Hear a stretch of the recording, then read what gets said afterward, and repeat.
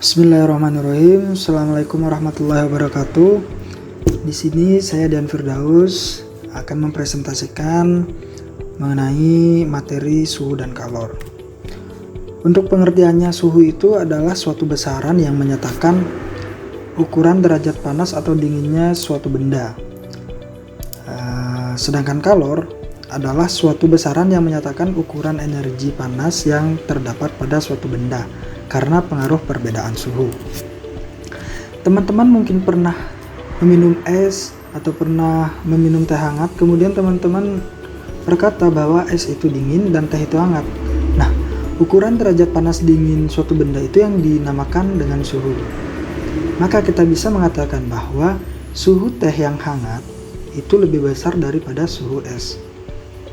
Kemudian yang kita bisa lihat dari suhu yaitu suhu itu dapat berubah. Misalnya teh hangat ini jika didiamkan maka lama-kelamaan teh itu akan dingin, artinya suhu itu dapat berubah. Kemudian contoh lainnya, pada saat kita memanaskan air yang awalnya suhunya rendah, jika kita panaskan maka suhu air itu akan meningkat, suhu akan berubah. Lalu kita berpikir, apa yang membuat suhu itu berubah? Kalau kita melihat air yang dipanaskan tadi, mengapa bisa terjadi peningkatan suhu ketika dipanaskan?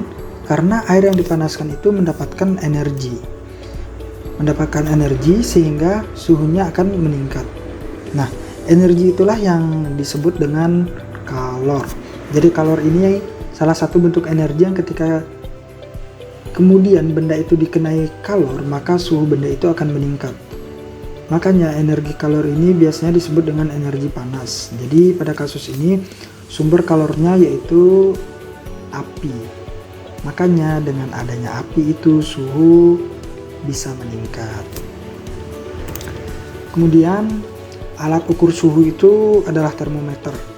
Prinsip kerja termometer adalah berdasarkan pada pemuaian atau panas yang dipancarkan.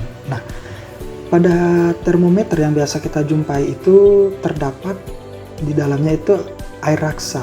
Air raksa jika terdapat suhu yang tinggi, dia akan memuai. Memuai itu dapat memanjang maupun melebar. Nah, kita tahu bahwa ada beberapa skala termometer, yaitu ada Celsius, Raumur, Fahrenheit, dan Kelvin. Keempat skala tersebut memiliki batas atas dan batas bawah yang ditentukan dengan suhu es ketika mencair itu pada batas bawah, sedangkan pada batas atas itu ditentukan dengan suhu air ketika mendidih. Skala atas Celsius adalah 100, sedangkan bawahnya itu 0. Raumur itu atasnya 80, bawahnya 0. Fahrenheit skala atasnya 212, skala bawahnya 32, sedangkan Kelvin skala atas 373 dan skala bawahnya 273. Nah, berdasarkan batas skala itu kita dapat lihat bahwa skala tersebut memiliki perbandingan skala. Nah, pada perbandingannya skala Celsius itu 5, Raumur itu 4, Fahrenheit itu 9, Kelvin itu 5. Selanjutnya yaitu kalor. Jadi kalor adalah salah satu bentuk energi panas yang karena dia dapat menaikkan suhu yang ada pada zat. Jadi kalor itu biasa disebut dengan energi panas. Efek dari kalor ini yaitu yang pertama dapat mengubah suhu zat, yang kedua dapat mengubah wujud zat. Untuk kasus air yang semula panas tadi, kemudian kita biarkan lama-kelamaan dia mendingin, itu artinya suhunya dapat berubah, yaitu dia melepas kalor, tetapi pada saat dipanaskan dia itu menerima kalor.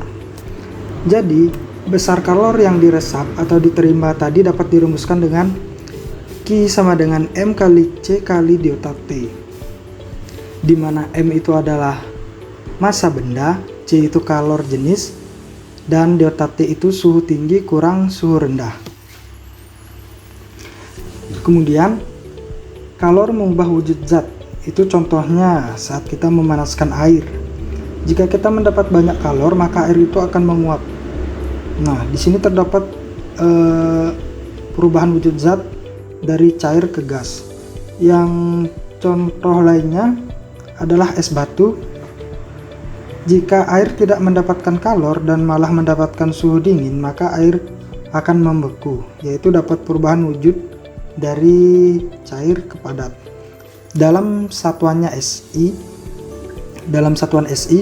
satuan kalor adalah joule, dengan 1 kalor sama dengan 4186 joule. Selanjutnya perpindahan kalor. Kalor berpindah dari satu tempat atau benda ke yang lain dengan 3 cara. Yang pertama konduksi, yang kedua konveksi, dan yang ketiga radiasi. Kalor itu dapat berpindah itu sebagai contoh saat kita memanaskan besi. Dari ujung yang satu, lama-kelamaan panas itu akan sampai pada ujung yang lainnya. Artinya kalor itu bisa berpindah. Perpindahan kalor secara konduksi adalah perpindahan kalor yang tanpa disertai dengan partikel-partikel zat tersebut. Misalnya kita memanaskan besi, maka panas itu akan sampai ke ujung lain tanpa partikel-partikel besi itu berpindah, hanya energi kalornya saja yang berpindah. Yang selanjutnya konveksi, itu contohnya saat memanaskan air. Perpindahan kalor secara konveksi itu adalah perpindahan kalor yang disertai dengan perpindahan zatnya itu sendiri. Ketika kita memanaskan air, tentu yang pertama kali naik suhunya itu adalah yang di bagian bawah. Ini yang pertama akan panas, maka partikel air yang ada di bawah itu akan naik ke atas, dan yang di atas itu akan turun ke bawah. Maka artinya di situ terjadi perpindahan partikel dari zat itu sendiri. Yang terakhir, perpindahan kalor secara radiasi adalah perpindahan kalor yang tanpa disertai dengan zat perantara. Contohnya yaitu panas matahari yang sampai ke bumi. Kita tahu bahwa di luar angkasa atau di luar bumi itu tidak ada zat perantara, tetapi panas matahari itu bisa sampai ke bumi. Inilah yang dimaksud dengan perpindahan kalor secara radiasi. Terima kasih, sekian materi presentasi saya hari ini. Lebih kurangnya mohon maaf. Wassalamualaikum warahmatullahi wabarakatuh.